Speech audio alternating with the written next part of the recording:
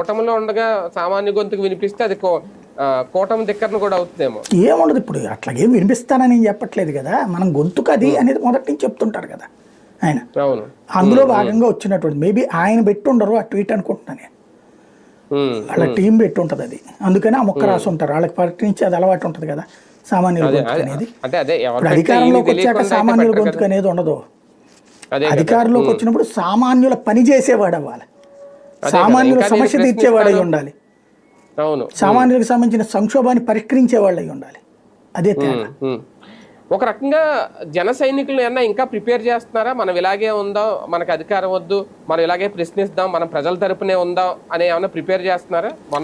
రెండు కోణాలు కనబడతాయండి. ఒకటి పవన్ కళ్యాణ్ వ్యూహంలో నాకు కనబడేది 10-15 ఏళ్ళు వెయిటింగ్ అనేటటువంటి మాట వెనకాల ఒక వ్యూహం ఉండొచ్చు.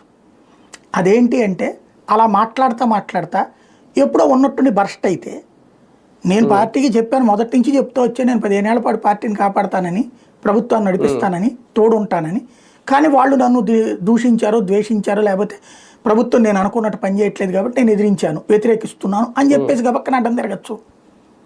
అప్పుడు ఈ మాట పనికి వస్తుంది కదా. 15 ఏళ్ళు నేను 100 సార్లు చెప్పాను, నా పార్టీ వాళ్ళే నన్ను విమర్శించారు, మా కార్యకర్తలే నన్ను తప్పట్టారు, నా అభిమానులే తప్పట్టారు, నా కులం వాళ్ళే వేధించి వద్దన్నారు, అయినా సరే